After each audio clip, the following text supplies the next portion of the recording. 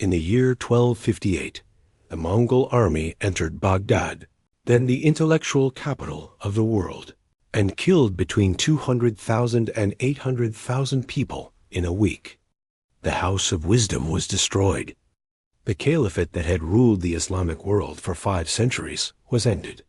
An eyewitness wrote that the streets ran with blood for miles. And yet the same Mongol Empire that produced this carnage also created the largest free trade zone in human history.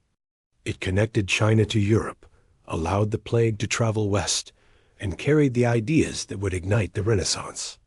The Mongols were simultaneously the most destructive and the most connective force the medieval world had ever seen. How do you hold both of those things in your head at once? That is history's job.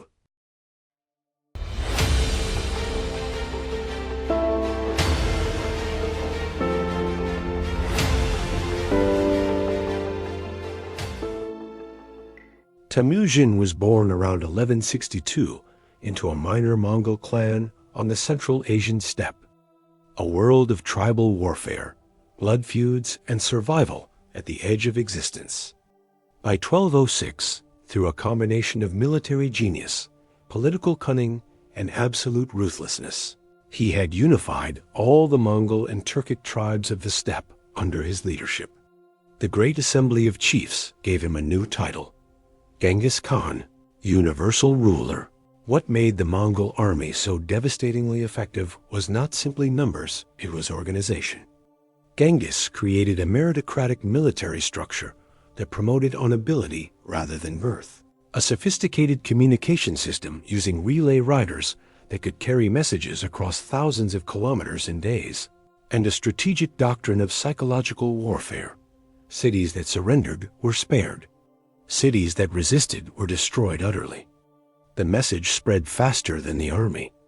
By his death in 1227, the Mongol Empire stretched from the Pacific coast of China to the Caspian Sea, the largest contiguous land empire ever assembled in a single lifetime.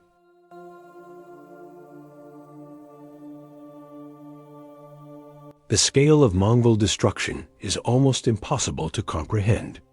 Demographic historians estimate that the Mongol conquests of the 13th century killed between 30 and 40 million people, perhaps 10% of the entire world's population at the time.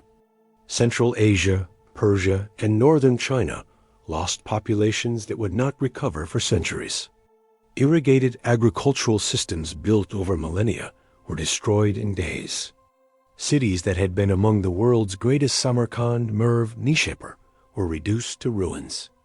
The sack of Baghdad in 1258 was particularly catastrophic. The Abbasid Caliphate, which had ruled the Islamic world since 750 AD, was ended. The last caliph was executed. The destruction of the House of Wisdom represented an intellectual loss that is impossible to fully calculate. The Mongol invasion of Eastern Europe in 1241, which reached Poland and Hungary before mysteriously withdrawing, left a terror in European consciousness that lasted for generations.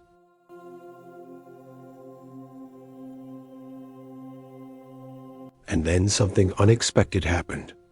The Mongols, having destroyed, began to build.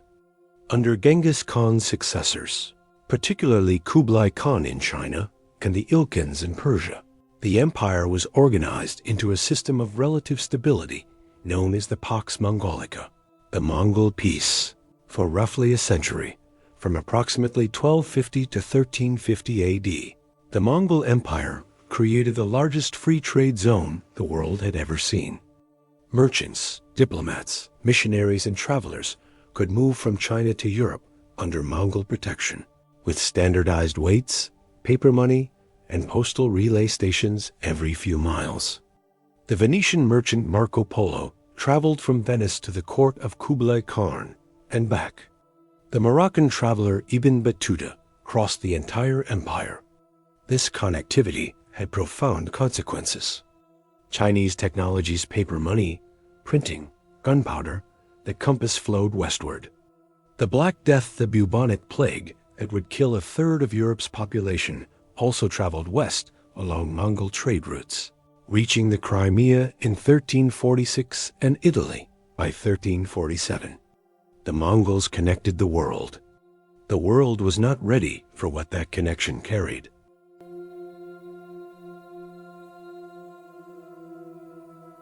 The Mongol Empire collapsed as dramatically as it rose. By the mid-14th century, the Black Death, dynastic fragmentation, and overextension had shattered it into competing successor states. But its legacy persisted everywhere it had touched. The Ottoman Empire, the Mughal Empire of India, and the Safavid Empire of Persia all emerged from the wreckage of the Mongol world. Russia's political culture was shaped by 2 centuries of Mongol rule. China's Yuan dynasty left administrative structures that the Ming inherited. The modern map of Central Asia still follows boundaries the Mongols drew. Genghis Khan built the most destructive empire in history.